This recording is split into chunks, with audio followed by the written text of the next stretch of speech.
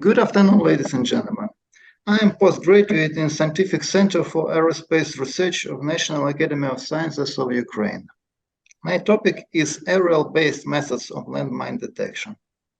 The topic of landmine detection is extremely actual now for Ukraine, because you probably know Ukraine is now the most mined country in the world.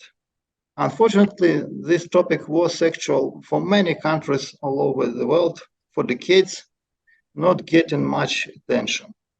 Now situation changes and we see more and more research in this area. It is an area of active research because there is no method ready to be widely implemented that can give us 100% accuracy. Besides obvious humanitarian physical safety, the problem also has one more dimension. It touches food safety of the world because extremely large agricultural areas cannot be used in Ukraine because of landmines and unexploded ordnance. Demining using traditional methods will take years or even decades to accomplish this task, while providing an unsatisfactory level of security for demining engineering staff. So here we can see the map of Ukraine with shown minefields on it. The territories for the mining in Ukraine can be subdivided into two major categories. Massive minefield. Yevgeny, sorry to interrupt. You are still on the first slide. Maybe if you can go into presentation mode and see if you can move the slides. It seems, but I see the second one. Sorry. No problem. Maybe stop sharing and there we go. That's better. Now we are where we're supposed to be. Now we see the map of Ukraine. Now you see the map. So yeah. The territories can be subdivided into two major categories: massive minefields and battlefields, and other territories that were not directly affected by combat operations. Massive defense lines that Russia built, stretching through all the southern eastern regions of Ukraine, is heavily mined, most extremely in regions that is considered main direction of Ukrainian forces attack. On these territories, mines are surely present, and the miners can just start to work carefully meter by meter. But what about the agricultural territories that were not directly affected by combat operations? On these territories were occupied by that, and they also need to be checked because you never know where you will find mines. Russians are known to mine everything. So the task for the miner becomes even more complex because someone can ask, well, that's fine that your methods can detect some mines, but can you guarantee that there are no mines at all? The last question is, in fact, the greatest challenge of mine detection: to tell about mine absence with 100% probability. It's obvious that we have to deal with two types of mines: visible mines on the surface and hidden mines. The case of hidden mines is significantly more challenging, and most of investigations now take place around hidden mines. At present time, the goal of 100% probability detection is not reached, and researchers still work on improvements of methods, and probably during next several years or next decade, we will see some progress in this area.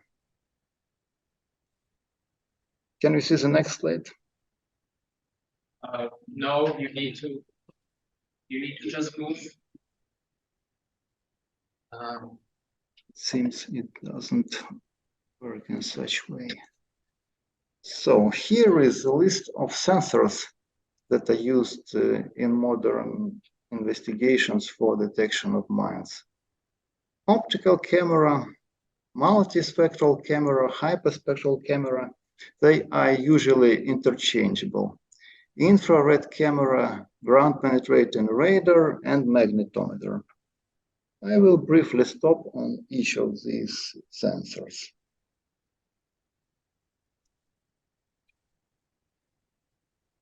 Can you see the next slide? Not yet. Unfortunately, it doesn't work. Now we do. I will need manually to move to each of the slides. So I will describe the data workflow of image processing for landmine detection. The researchers of our scientific center, based on their experience of aerial data processing, proposed an approach to landmine detection that is based on analysis of multispectral imagery and infrared imagery taken by ordinary commercial drones and cameras. Predictably, different approaches and algorithms work better for hidden and for surface landmines. Statistical methods of image analysis are used either to detect recognizable spectral signatures that are contained in the library for multispectral imagery and to detect anomalies on infrared imagery. Then a fusion of probabilities that are found by both methods is done, and the results can be documented and mapped. I have to mention that the methods that I use here are ordinary methods without deep learning, for example, and they show relatively good results. So here are some illustrations of detection of mines. Can you see it? No, you need to move. No, sorry. Okay.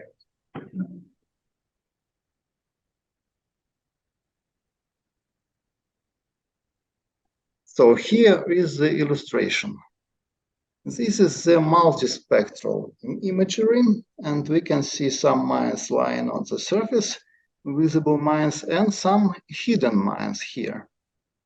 So this method can help us find some signs of invisible mines. They are found by the gaps in vegetation that are caused by damage of a root system where mines are situated. So here is a map of detected probabilities.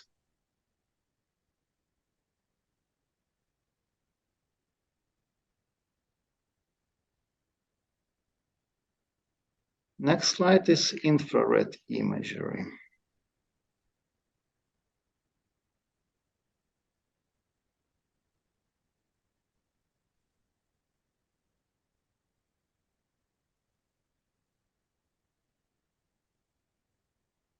So infrared imagery.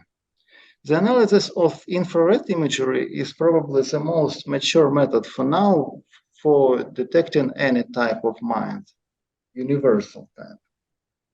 Here is an example of images taken at different time of the day.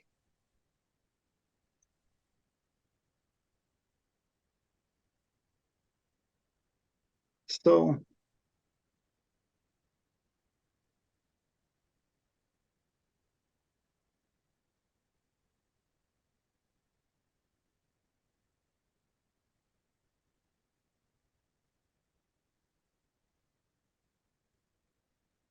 can you see next slides? Yes, you can keep going. We saw the next slide. So this is a summary of shown methods.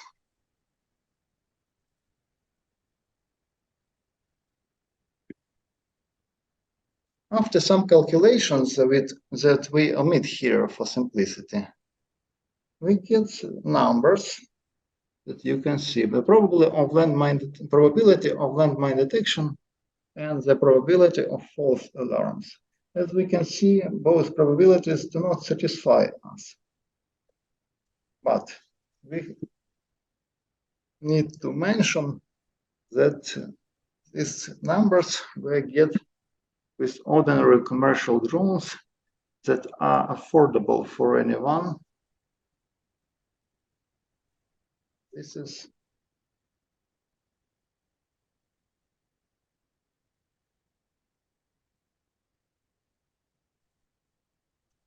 So let's speak about the ways how we can improve these numbers or about the directions of our future investigations. We are going to try to use next devices: hyperspectral camera, ground penetrating radar, and magnetometer.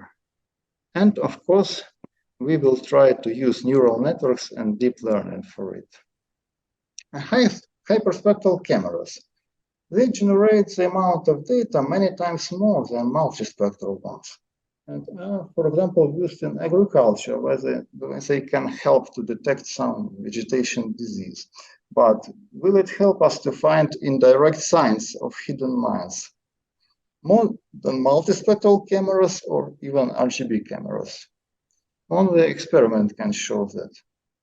They generate the amount of data sometimes tens or even 100 times more than RGB or multispectral, but probably this amount of information will be redundant for us, and we will need to focus on filtering really helpful portion of information.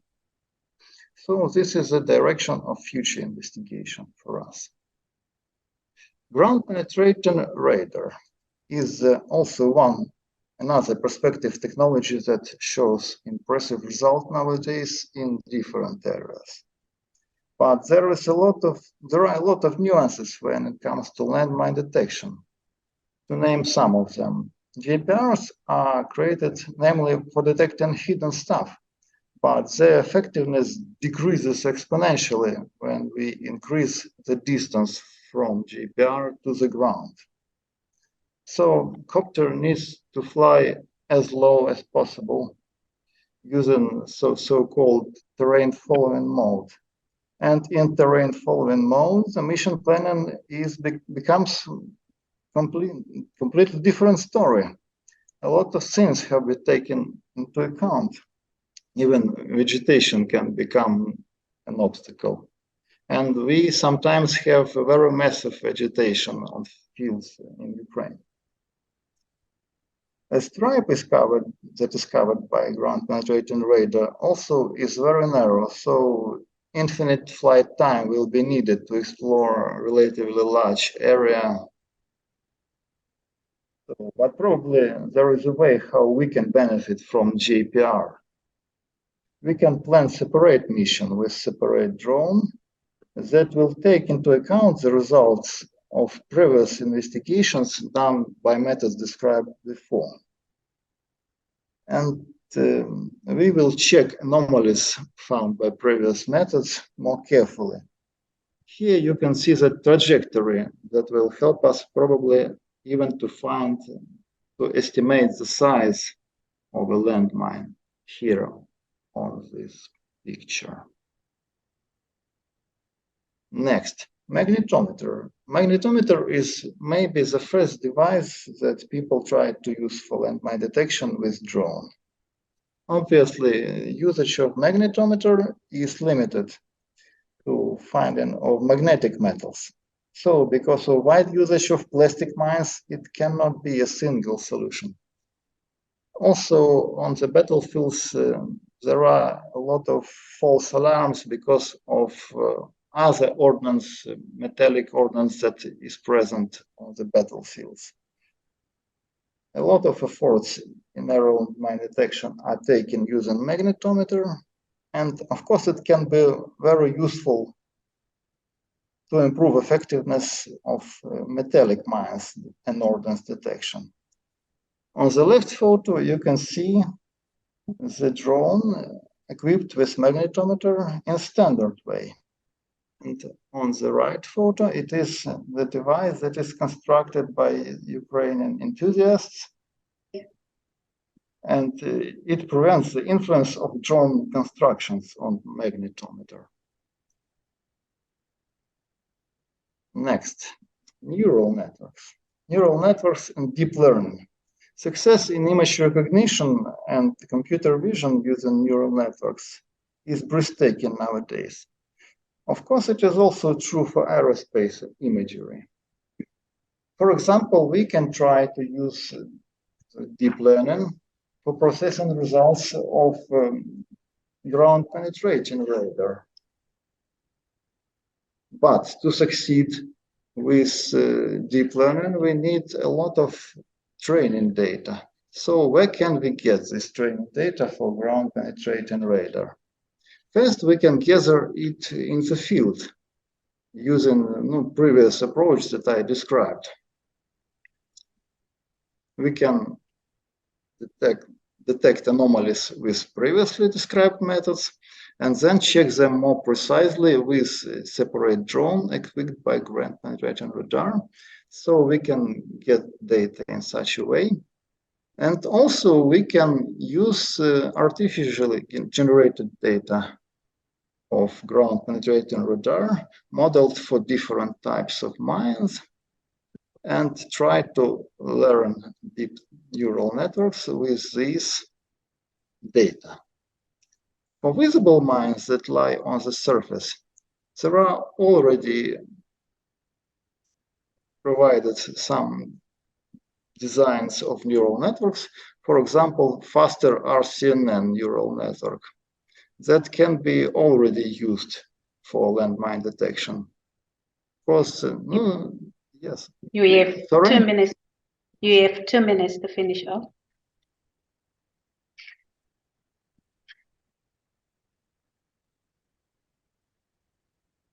Image recognition and computer vision now shows rapid growth, and many of designs of neural networks can be used for landmine detection lying on the surface. But when we speak about the hidden mines, it is a much more challenging task.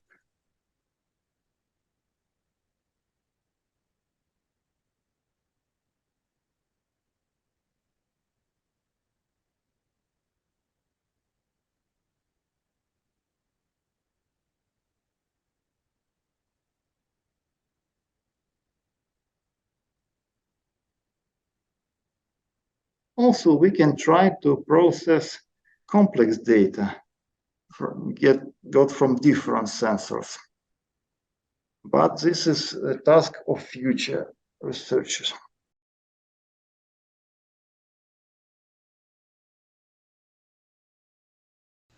This paper was written by Rini Marinou, myself, Ευθύμιος Magoufis, Christos Kondopoulos, and the CEO of Geosystem Hellas, Vasiliki Charalapopoulou.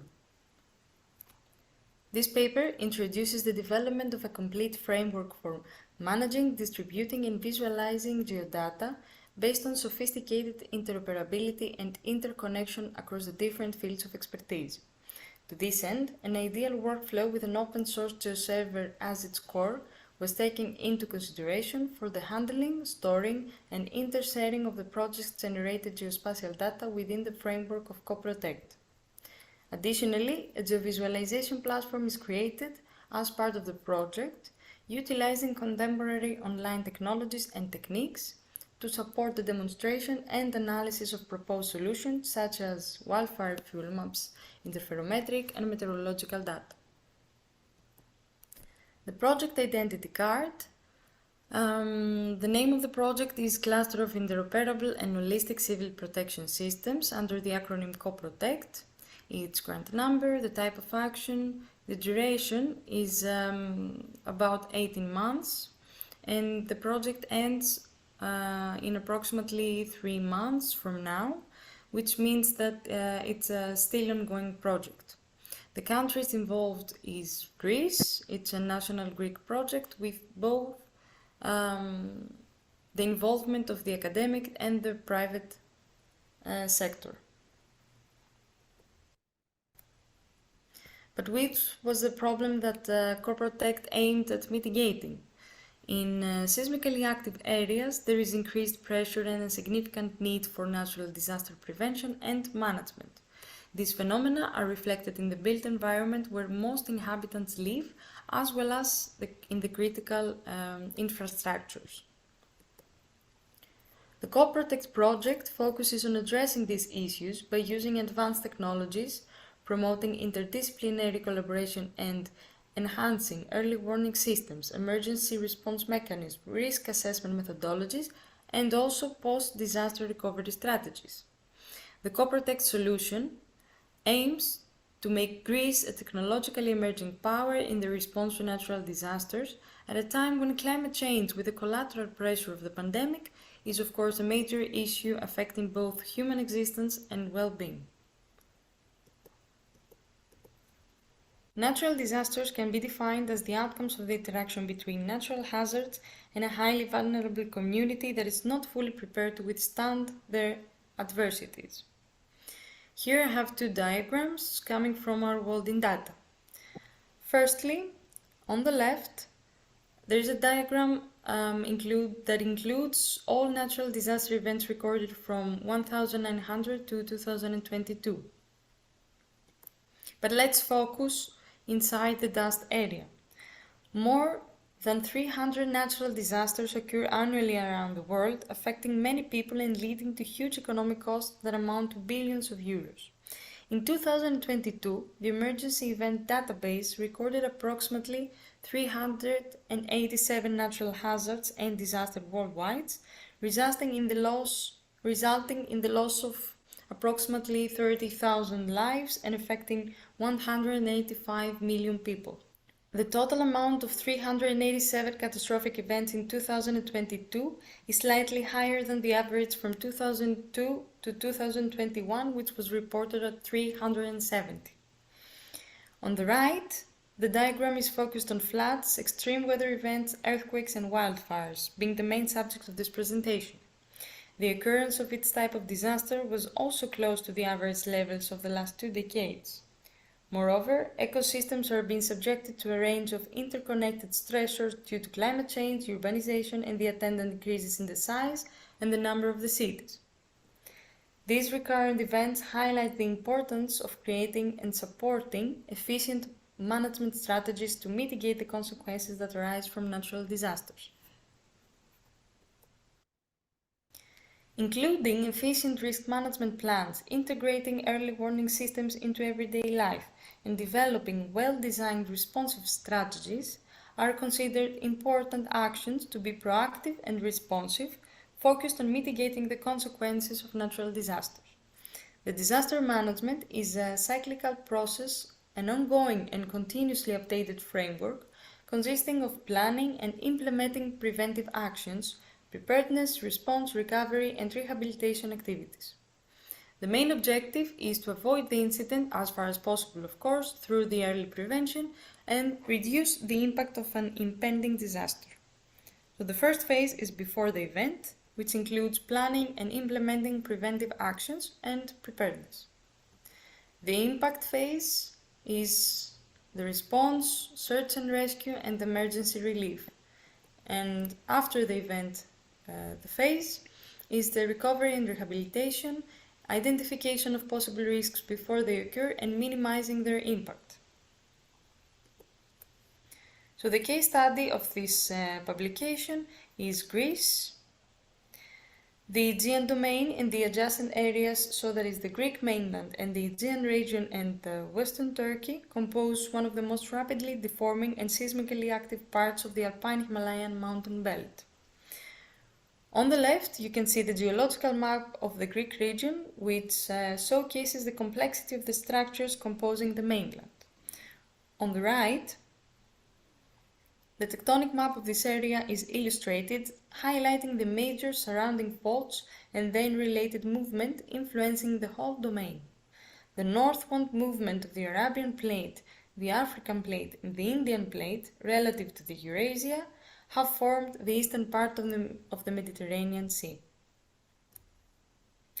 So, firstly, related to the seismicity risk. The complexity of the geodynamic evolution in Greece has been subjected to continuous study within the last 2 decades. This was achieved by employing state-of-the-art solutions, cutting-edge technologies, and integrated methodologies, basically aiming to analyze problems related to tectonics, seismology, geophysics, and volcanology at various scales. Here we have 3 maps. On the left, the map shows the epicenter distribution of the Atlas Earthquake Catalog, containing a vast amount of events with MW equal or higher to 2.7. On the right, the upper map is the seismotectonic map of Greece. The lower map on the right is the map depicting the allocation of the open and active stations within the Greek region, providing a sense of the good distribution of the network through the National Observatory of Athens, which receives an instant notification once the stations are triggered by an event, in this case an earthquake. The spatial configuration of stress and strain, the distribution of the active faults, and the tectonic, seismicity, and deformation patterns create a rather complex and continuously changing environment, posing a significant need for developing continuous monitoring in each phase of a natural disaster. On the 7th of September of 1999, there was a huge earthquake in terms of the Greek region, which had an MW of 5.9 and is considered to be one of the most important earthquake events in the modern history of Greece. You can see the epicenter, which is indicated by the green star, and also the blue arrow. So now in terms of the wildfire risk. So in addition to earthquakes, wildfires also emerge as a significant contributor to natural disasters in the Greek region. Within the last decade, several incidents have increased the need for wildfire monitoring, such as the recent traumatic effect of the parallel wildfires in Greece, threatening not only the urban environment but also human lives. But before jumping to these parallel events, I would like to show you the map of a wildfire in East Macedonia and Thrace in Greece. This was like a couple of days ago, and it is considered as the largest recorded on European soil in years, as the European Commission stated. This is a satellite image coming from the Copernicus Earth observation component of the EU space program. The uncontained wildfire in the East Macedonian Thrace region has so far burned 72,344 hectares of woodland. On the right map, the overall wildfire risk map of Greek region from the European Forest Fire Information System of Copernicus Services is depicted, and we can see that the most of the Greek region is considered of moderate or high risk in the terms of the wildfire risk. So now let's jump to the parallel wildfires events of the summer of 2021 in Greece I mentioned before. So it is worth mentioning that those events were synchronous and very severe heat waves hit the broader area of the Balkan Peninsula. More than 3,600 square kilometers of land was burned, and a significant amount of natural vegetation was removed. Some of the burned areas were Attica, northern Epia, and the Peloponnese region. So now we're moving to the flood risk.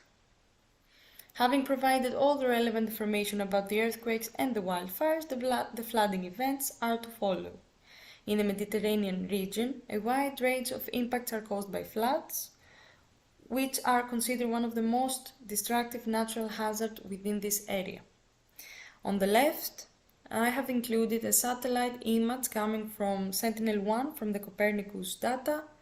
This shows the flooding events of the summer of 2023. This is a couple of days ago as well, and it shows the extensive flooding in Thessaly plain. On the right, there is a map depicting the flood hazard within the Greek region, indicated by the red and orange color are the places within the Greek region that are of highly risk.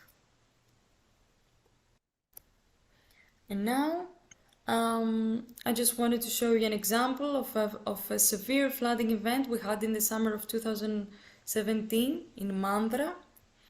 The flood extent reached a width of more than 300 meters, covering more than 50% of the main residential area of the town. 24 people were killed and hundreds were left homeless. Within the scope of this project, Having set the different fields of interest and specified their importance focusing on the above-mentioned case study, it was crucial to develop the methodology path by which all the available and created data will be managed, shared, and visualized. To this end, a holistic workflow was considered, having as a core an open-source GeoServer to achieve managing, storing, and intersharing of the project's already acquired or produced geospatial data. The proposed interoperability framework solution, providing end-to-end data connectivity among the different work modules of the project, is capable of achieving efficient emergency management in each phase of an event, which is pre-event, during, and post-event. For encompassing and deploying the interoperability framework, a Docker environment is established as a state-of-the-art platform solution for building, running, and shipping applications, making development efficient and predictable by providing necessary and useful tools for the developing application solution lifecycle. To efficiently establish a reliable connectivity between the different components of the developed interoperability framework, two individual containers have been created, the Nginx container and the GeoServer container. Leveraging the enhanced capabilities of the former, the Flash application was developed and run within it, representing one of the two pillars of the overall sophisticated framework solution. The Flask application initializes and unwraps both the backend and client components following the concept of the client-server approach. This approach consists of two independent entities identified as the client and web server respectively, and is defined as a system that continuously requests the activity of one or more other systems, called servers, to accomplish specific tasks and to evenly distribute the workload. The spatial data handling is determined, depending on the sharing readiness level of the data, in three different ways: via direct communication with the data provider's external repository through an SFTP tunnel connection, via HTTP requests to an external GeoServer, and via connection to an external NAS, wherein the data providers store hierarchically their produced raw data. In the latter case, the stored data cannot be provided as it is without following a wide-known portable data sharing format. To this end, the second main container, GeoServer container, constitutes the component of geospatial data processing and storage into which a GeoServer Docker image has been initialized and live. Additionally, in order to support the storage of vector data, a Postgres relational database has been deployed. The connection between the NAS and the GeoServer container is established by a developed processing engine written in Python 3 and using widely used Python libraries that executes a recurring scheduled processing workflow. Moreover, an important part of the overall architecture that has to be pre-specified constitutes the end-user access to the different services and data that are initially provided or created within the context of the CoProtect project. To ensure the protection of both the internally and externally stored data, as well as of the whole developed solution, access to them must be established securely, verifying the identity of the end user and the authorization level. The end user is allowed to interact either via the client interface only after the user's access is verified, or directly to the backend through a VPN tunnel, given the ability to request and retrieve the majority of the acquired data. The visualization platform constitutes the graphical interface between the end user and the implemented geospatial data management framework and interoperability node of the CoProtect project. Aiming to provide a modern, dynamic, and user-friendly tool for geospatial data handling visualization, high-level programming languages, for example, JavaScript, HTML, and CSS are used, and a plethora of web-based advanced spatial and non-spatial libraries and technologies are combined, enhancing end-user experience. The interface was developed in such a way that the user interaction is quick and efficient in attaining user goals. The basic layer map and all the supplementary aspects that connectively make up the user interface were created using the CoProtect theme colors in line with the project's website and are displayed in the map that you can see inside the noted area. On the left section of the geovisualization platform, the layer control panel is displayed, allowing the user to interchange between the different spatial layers structured by sectors, being able to choose among wildfires, earthquakes, floods, and extreme weather events, as well as critical infrastructures monitoring. Based on the user's interest, the different layers incorporated within the platform can be either activated or deactivated, offering the user valuable information of the selected area of interest.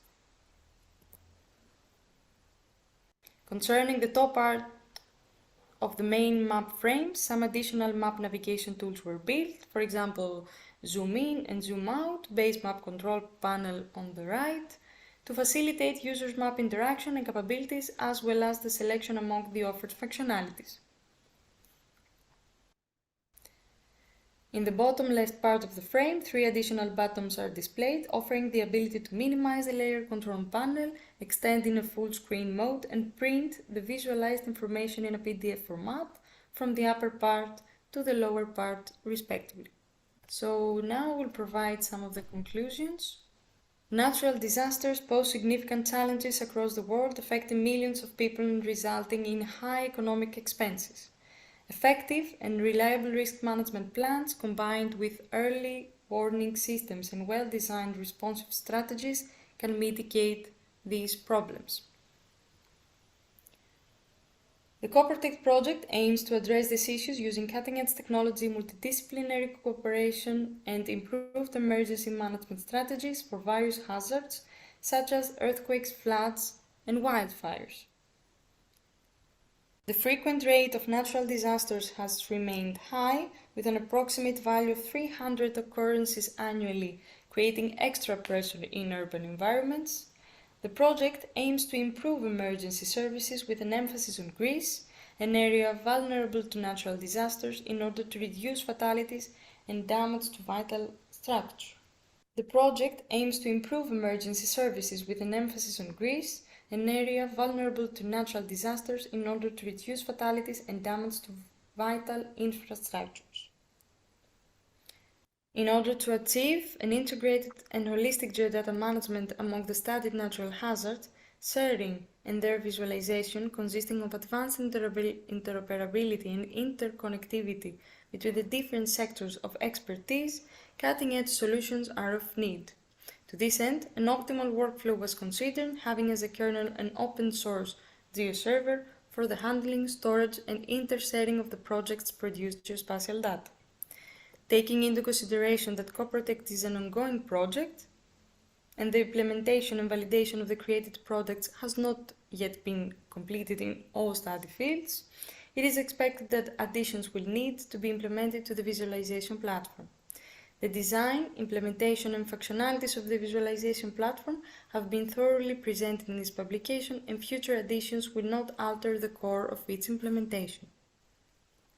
Thank you very much for your attention. I would be happy to reply to your questions if there are, and if we don't have much time to do this during this conference, I will be happy to have discussions with you.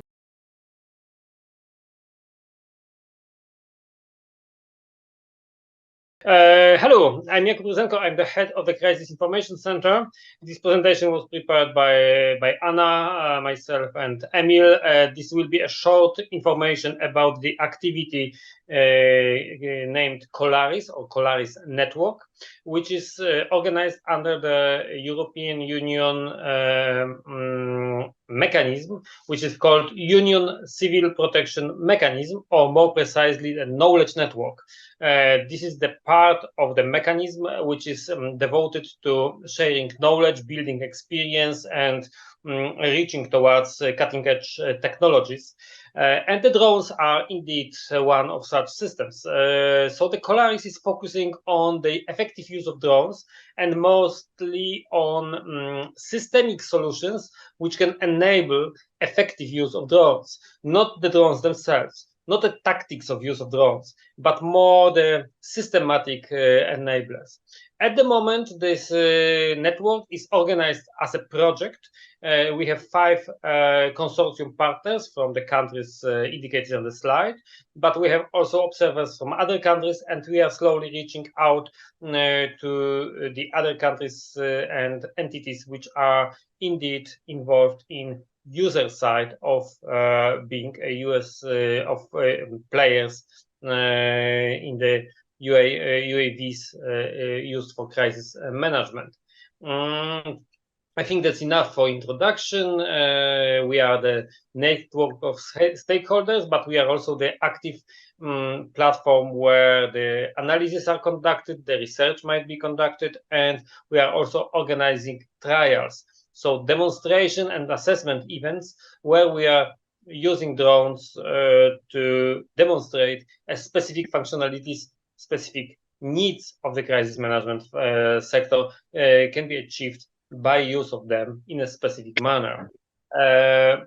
6 thematic scopes thematic lines are covered by the network. The procedures and best practices of using the drones, the air traffic management, which I will focus a bit more later, different solutions for data analysis and data sharing, auxiliary support systems, meaning everything which is not drone itself, but it's used in the crisis management context. Furthermore, training, so the human aspect and the methods of increasing the human competences. And finally, we are also conducting a small foresight to understand what are the future developments and the perspectives for use of drones in the coming years in the crisis management sector. And as I said, we are conducting different type of activities, including the not only networking meetings, but trials, the physical events, and research mini studies. Now, let me just let you know that we have been already conducting 2 research activities, and soon the results, the initial results, preliminary results, will be available on the Union Civil Protection Mechanism Knowledge Network webpage. There is no project webpage. The policy of the knowledge network is that all knowledge is generated on one page, the commission page devoted to the mechanism, the knowledge network. And if you are interested in these areas, I recommend to go to visit this page and see the preliminary report on the solutions for data analysis and data sharing, as well as analysis of auxiliary support systems. Furthermore, you will be able to find the full report presenting the outcomes of the first of the physical workshops we had under the project, which took place in Sweden at MSB Promises, which was focused on overview of UAV operations in civil protection, and particularly in the context of the Northern Europe. Finally, as I have mentioned, the air traffic management. Why is it so important? Because without the properly organized air traffic management, you cannot use drones at the same time that you are using the human-operated aircraft. And we can obviously understand that the possibilities of the helicopters, of the firefighting planes, are such that you cannot stop them just to get an overview of situation from drone. What you need to do to be able to use drones is to create an environment which enables you to fly safely different types of aviation at the same time, more or less at the same location. We had this experience in Poland during the large forest, wildfire, where we were not able to use both types of aviation. And as a result, in 2021, we developed the trial, the event where we reconstructed the situation similar to that in during this wildfire, but we were able to conduct the firefighting operations by plane, by helicopters to observe the situation, and at the same time we had in the air the UAVs at the high level above the human-operated aircraft as well as above. So that's important because in short term we are really focusing on building this expertise, this experience into the operational system, which enables use of both types of human-operated and automatic unmanned aviation in the one area. On the long term, we are focusing on the CESAR use space developments, the perspective of building the universal system, at least Europe-wide universal system for managing UAV flights safely. And we are trying to ensure that the priority for emergency flights, or blue light flights, if you wish, will be respected, so that the airspace management will allow to create the areas which are closed for that air traffic not participating in the emergency activities, as well as possibly to ensure that the UAV use space, UAV traffic management takes into account different risks that are developing on the ground, either risks for the air, for example, the chemical contamination, or risks for the ground, like the mass gatherings. You don't want to have a typical flight of drones, normal drones, over the crowd of the people. So these are the areas that we want to see and we want to focus, and we do. With regard to what I have said about the Polish experience, as a result of our thinking, we started to develop the system called Search and Help, which is a dedicated air traffic management system, but for use by civil protection community. This system will enable to communicate between the coordinator of air operations and the pilots to ensure that wherever they conduct their flights, they are safe, they have their own dedicated areas of operations, as well as the area for operation for the normal large aviation, the human-operated aviation, is also safely defined and respected. This system will be just this. This will be the access at the level of the coordinator, at the level of pilots, and the information will be exchanged, of course, using the maps. This system is something which is currently under development. It has been the actual software work has been launched in 2021, and just 2 weeks ago we had the opportunity to conduct the operational flights, trialing the beta version of the software quite successfully. We were able to use a number of aviation at the same time safely, including the typical low drones, the UAVs, which are normally considered to be drones, the high drones. In this case, these were the military aircraft orbiting above us and providing the video overview of the ongoing crisis situation, in this case, the exercise crisis situation. But at the same time, between them, the flights of the human aviation were also possible. Of course, the element of this is also closure of the airspace from the non-participating flights. This is also a part of the which these systems enables us to do. So whenever the crisis starts, you are able to identify the area where you need to conduct flights related to the emergency. You close it to a form of normal aviation, and then you coordinate the flights within the area. And this is more or less what happened. It worked. It worked well. It worked both in terms of ensuring safety between drones, as well as communicating and effectively keeping distance from the normal aviation, non-participating in the event. Basically, we consider this as a early proof of readiness of the operational concept, because the very important component was not only a technical solution, but development of the procedures and concept of best practices that need to be still developed, but they are already shaped. I would like to emphasize that we are doing this as the entity which is coming from the academia world, as the civil protection community, but also in cooperation with the air controllers, people from the Air Navigation Agency. Thanks to this, we are really operating in the real world. We are not talking about theory. We are really implementing something which is to be the working system. We expect the system to be ready for initiation of operations next year.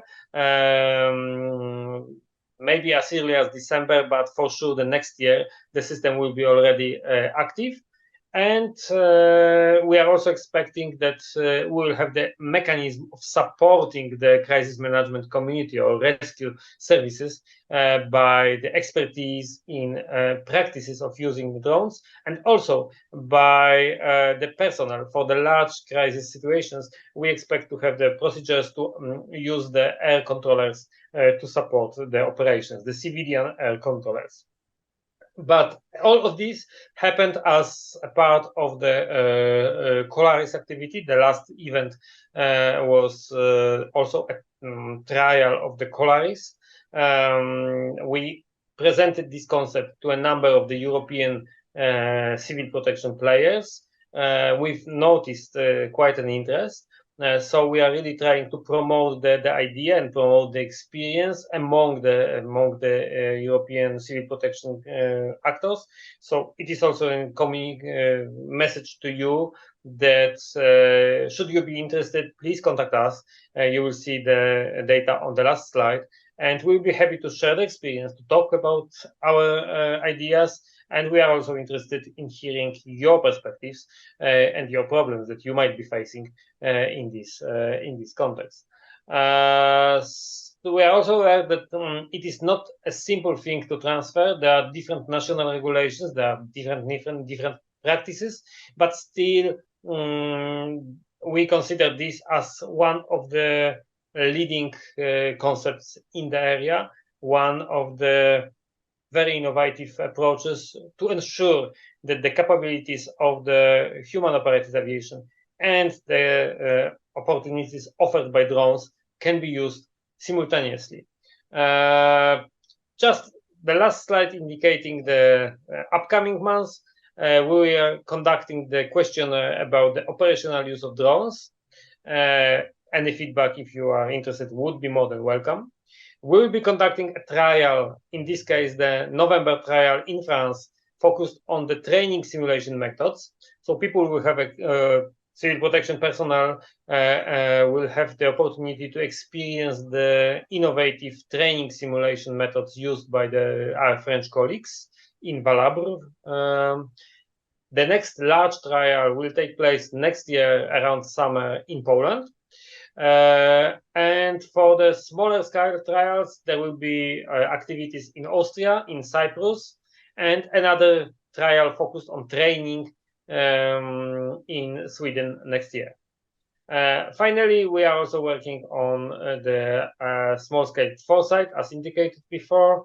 We are also trying to build an overview of the doctrine and best practice of the use of UAVs in crisis management, and also overview of the current practices of training for this.